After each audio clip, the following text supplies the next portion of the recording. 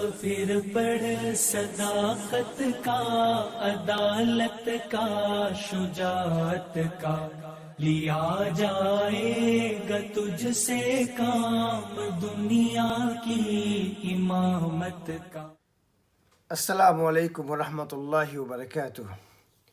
الحمد للہ رب العالمین والعاقبۃ للمتقین والصلاة والسلام علی سید المرسلین، اما بعد۔ احباب اور عزیزان گرامی، ہم نے کل کے ایپیسوڈ نمبر 2 میں بات کی تھی کہ کیسے اللہ سبحانہ و تعالی نے تخلیق انسان کا ایک مقصد بیان کیا ہے، انسان اور جن دونوں کا، اور وہ مقصد ہے کہ ہم اللہ کی عبادت کریں، صرف اللہ کی عبادت کریں بغیر کسی شرک کے۔ اور اس کے بعد ہم نے سورہ بقرہ کی ایک دوسری آیت، اس کی توضیح کی تھی، جس میں اللہ سبحانہ و تعالی نے فرمایا کہ عبادت کا جو مقصد ہے، جو اللہ نے اپنی ہی عبادت کے لیے ہم کو حکم دیا ہے، اس کا مقصد ہے کہ ہم اپنی زندگی میں تقوی پیدا کریں، ہم اپنی زندگی میں تقوی پیدا کریں۔ تقوی ہم کس لیے پیدا کریں اور تقوی کا مطلب کیا ہے، اس کی وضاحت میں نے کل کے ایپیسوڈ میں کی تھی۔ آج کے اس ایپیسوڈ میں ہم قرآن کی مزید 2 آیتوں کا جائزہ لیں گے، جس کو سمجھنا ہمارے لیے بہت ضروری ہے۔ اور تقوی جو ہے، اس کا کیا مقصد ہے، اس کی بھی توضیح ہو جاتی ہے۔ پہلی آیت جو ہے یہ سورہ آل عمران کی ہے، آیت نمبر 102، جس میں اللہ سبحانہ و تعالی نے فرمایا: یا ایھا الذین آمنوا اتقوا اللہ حق تقاتہ ولا تموتن الا وانتم مسلمون۔ اے ایمان والو، اتقوا اللہ، اللہ کا ڈر پیدا کرو، اللہ کا تقوی رکھو، حق تقاتہ، جیسے کہ اللہ سے ڈرا جائے، جس کا اللہ مستحق ہے وہ تقوی پیدا کرو، جس کا اللہ مستحق ہے۔ ولا تموتن الا وانتم مسلمون، اور جو ہے موت کے آنے سے پہلے اس بات کی تیاری کرو کہ تم جو ہے اسلام کے راستے پہ ہو، تمہاری زندگی میں اسلام جو ہے وہ موجود ہے، تمہاری موت جو ہے حالت اسلام پہ ہو، اس کا جو ہے یقین بناؤ۔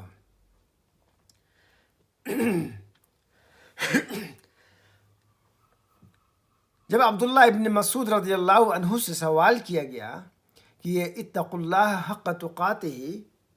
اس کا جو ہے مطلب کیا ہے، کہ اللہ کا جو ہے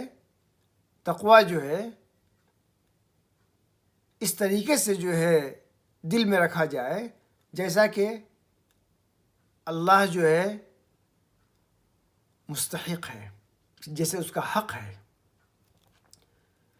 تو عبداللہ ابن مسعود رضی اللہ عنہ نے فرمایا کہ ہو ان یطاع فلا یعصی، کہ اللہ کی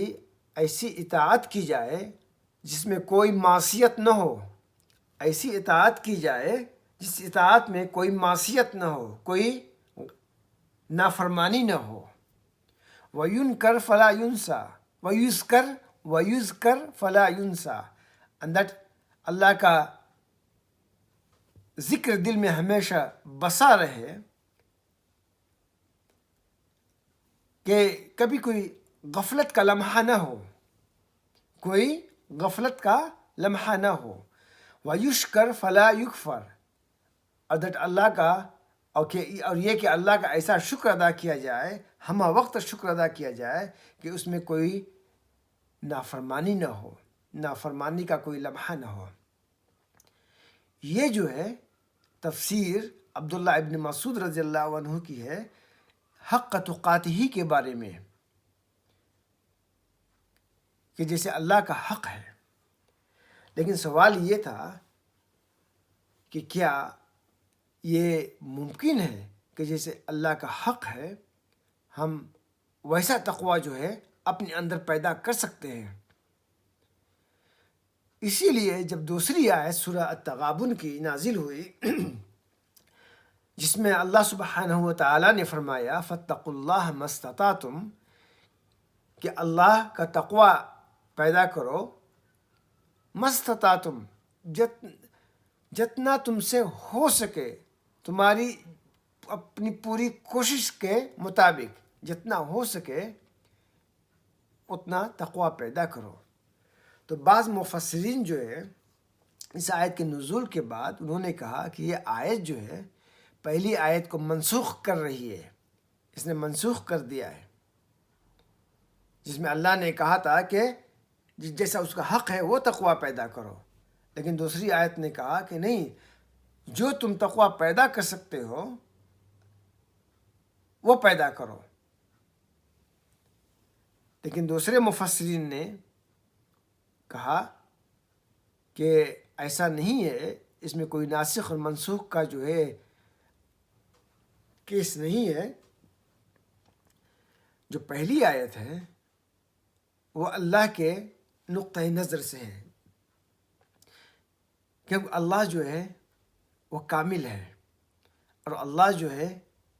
یہ اس کا حق ہے کہ ہمارا سارا تقوی جو ہے وہ صرف اس کے لیے ہو. ہمارے دل میں اللہ کا پورا جو ہے ڈر ہو. لیکن ہم انسان جو ہے، ہمیں اللہ نے جیسا فرمایا ہے وَخُلِقَ الْإِنسَانُ ضَعِيفًا، کہ اللہ نے ہمیں کمزور پیدا کیا ہے، ہمارا دل بھی کمزور ہے اور ہم بہک بھی فوراً جاتے ہیں. تو دوسری آیت جو ہے یہ انسانی نقطۂ نظر سے ہے، انسانی پرسپیکٹیو سے ہے، کہ ہم جو ہے اپنے اس کمزوری، تخلیق میں کمزوری کے باوجود جو ہے ہم جو ہے اپنی استطاعت کے مطابق، پوری استطاعت کے مطابق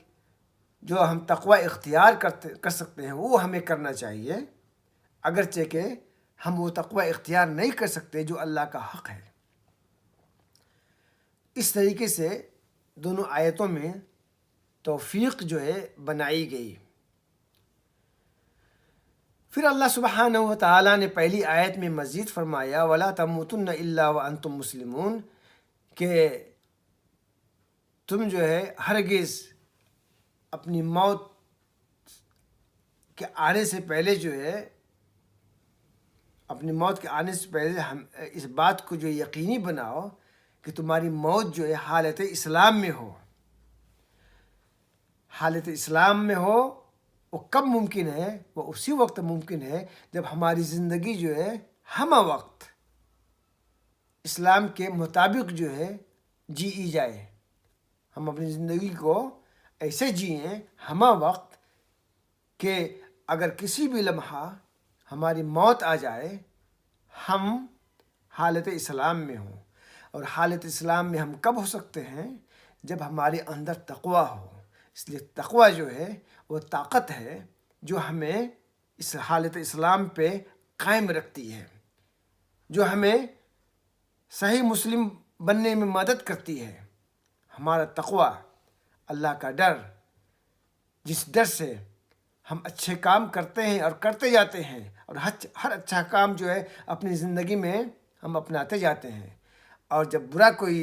کام ہوتا ہے تو ہم اس سے بچتے ہیں، اور ہر برے کام سے تقوی ہمیں بچاتا ہے. اور یہ عمل جو ہے ہمیں حالت اسلام پہ قائم رکھتا ہے. دوسری جو آیت ہے اس میں اللہ سبحانہ و تعالیٰ نے جو مزید کہا واسمعوا واطیعوا، جس کو ہم اردو میں کہتے ہیں سمع و طاعت، کہ بات سنو جو کہی جا رہی ہے اللہ کی طرف سے اور اس کے نبی محمد صلی اللہ علیہ وسلم کی طرف سے، واطیعوا، اور فرما برداری دکھلاؤ، فرما برداری دکھلاؤ، وانفقوا خیرا لانفسکم، اللہ کی راہ میں جو ہے خرچ کرو، جو سب سے اچھی چیز تمہارے پاس ہے وہ خرچ کرو، لن تنالوا البر حتى تنفقوا مما تحبون، کیوں؟ اس کا سبب کیا ہے؟ اس لیے کہ لانفسکم، جتنا اچھا خرچہ کرو گے اتنا اچھا تمہیں ملے گا، نہیں خرچہ کرو گے نہیں ملے گا، ایک پیسہ خرچہ کرو گے تو جو ہے اس سے جنت تو نہیں خریدی جا سکتی، اللہ یہ کہ جو ہے ہمارے پاس صرف ایک ہی پیسہ ہے، تو اگر ہمارے پاس جو ہے جتنا ہے ہم اسی نسبت کے مطابق خرچہ کریں تو جو ہے اللہ نے فرمایا خیر لانفسکم، یہ تمہارے ہی لیے بہتر ہے۔ اس کے بعد پھر اللہ نے فرمایا وَمَن یُوقَ شُحَّ نَفْسِهِ فَأُولَٰئِکَ هُمُ الْمُفْلِحُونَ، جو لوگ جو ہے اپنی نفس کی لالچ سے جو ہے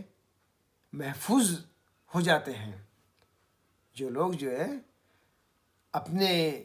نفس کی لالچ سے بچا لیے جاتے ہیں یا اپنے آپ کو بچاتے ہیں، فَأُولَٰئِکَ هُمُ الْمُفْلِحُونَ، ایسے لوگ ہی فلاح پاتے ہیں، کامیاب زندگی پاتے ہیں، اللہ کی رضامندی پاتے ہیں، ایسے لوگوں ہی سے اللہ خوش ہوتے ہیں، اور جنت ایسے ہی لوگوں کے لیے ہے، اور دنیا میں ایسے لوگوں ہی کو سکون ملتا ہے، کیونکہ ایسے لوگ ہی سکون حاصل کرنے کا مستحق ہوتے ہیں۔ اور یہ جو کہا گیا ہے یہ ساری باتیں یہ صرف جو ہے یہ تقویٰ کی وجہ سے ہے، کہ ہم تقویٰ جو ہے اپنی استطاعت کے مطابق اپنی زندگی میں اپنائیں، اللہ کا ڈر، کیونکہ تقویٰ جو ہوتا ہے وہ زندگی کو بناتا ہے، زندگی کو کوئی تقویٰ بگاڑتا نہیں ہے، تقویٰ جو ہے بناتا ہے۔ اس تقویٰ کی وجہ سے اگر ہمارے اندر جو ہے لالچ پنا جو ہوتا ہے اور جو انسانی زندگی کی جو کمینگی ہوتی ہے، کمینگی، اگر ہم اس سے جو ہے اپنے آپ کو، اپنے خیالات کو، اپنے دل و دماغ کو بچا لیں، محفوظ کر لیں، پھر دیکھیں دماغ کی جو ہے سعادت، دل میں جو خوشیاں اور سعادتیں ہیں وہ دیکھیں، اور پھر جو ہے اس کے بعد جو ہے زندگی جو حالت اسلام میں جی جا سکتی ہے اس کا فائدہ دیکھیں، کہ کیونکہ اگر ہم حالت اسلام پہ قائم ہیں یہی راستہ تو جا کے جو ہے جنت میں ہمیں لے جائے گا، وہی راستہ تو جنت سے ملتا ہی ہے، جو راستہ اس دنیا میں کٹ جائے وہ راستہ جو جنت سے کیسے جڑ سکتا ہے؟ اس لیے ہمیں ان باتوں پہ غور کرنا چاہیے اور تقویٰ کی جو اہمیت ہے اس کو سمجھنا چاہیے، اور سمجھنے کے بعد اس تقویٰ کو ہمیں اپنی زندگی میں اپنانے کی کوشش کرنی چاہیے، جس سے یہ کہ ہم اپنی زندگی میں صرف خیر کا پہلو جو ہے پیدا کر سکیں، اور ان تمام برائیوں سے، ان تمام حقوق کی پامالیوں سے نجات حاصل کر لے جن کی وجہ سے ہمیں حساب و کتاب میں مشکل آ سکتی ہے۔ اللہ تعالیٰ جو ہے ہمیں تقویٰ پیدا کرنے کی توفیق عطا فرمائے۔ السلام علیکم ورحمۃ اللہ وبرکاتہ۔